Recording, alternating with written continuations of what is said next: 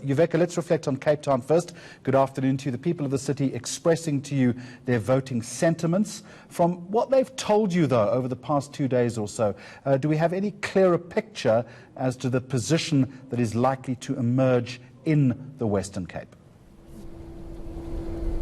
Good afternoon, Jeremy. Well, the Western Cape was a little confusing, I must say, for us. The various areas we went to, we had people saying they're going to vote, but the reasons were very unclear. For example, in places like Guguletu, we had people saying, I am going to vote for the ANC because I've always voted for the ANC, yet they still had some complaints about the area and that no political party has actually come to do what they've promised to do. But it was a matter of loyalty, I think, saying the ANC fought for me to have this vote, so I'm not going to waste it, so I'm going to vote ANC. In Mitchell's Plain, we had people saying, well, I'm going to vote for the ANC, let's give Cyril a chance. Sort of just very blasé about it in that way, but not saying it's because the ANC has done this for me. Then we had someone say, I'm going to vote for the DA because that's what coloured people do. I said, but why? And it's just what we do, but I'm still waiting for a house, but I'm happy. So it's a bit confusing there.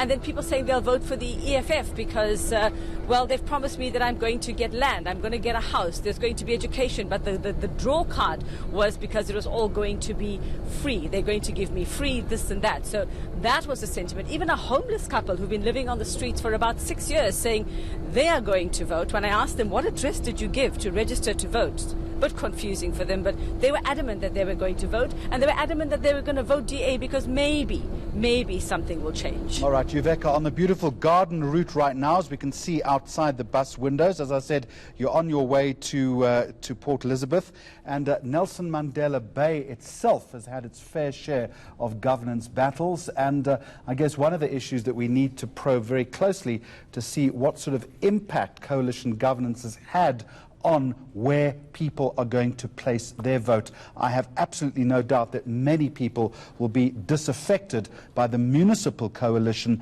that has, in many respects, been at each other's throats for the past couple of years.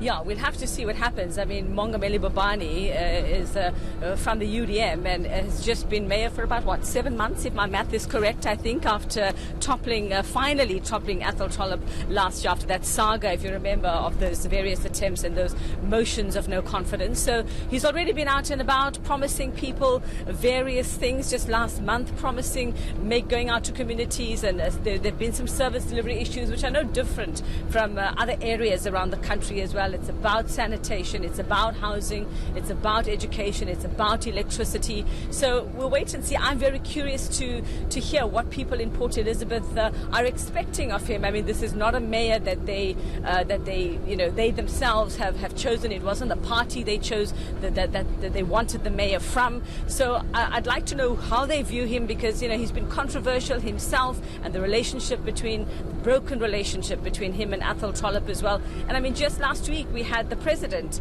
saying in Port Elizabeth that Nelson Mandela Bay, that we see a coalition. It doesn't work. Yet Mongameli Bobani leads a municipality that has mostly ANC councillors. So how does a coalition not work? The president's saying that, choose one party, choose the ANC, but it's been mostly ANC councillors in that municipality. So very curious to see how it all plays out. Will a coalition work, or is this proof that a coalition doesn't work? Because sometimes it comes down to just one vote, or the lack of one vote, as we saw that was the doing in of Athol Trollip in said coalition. All right, safe on the road. Presenter of Morning News Today, Uveka Rangappa.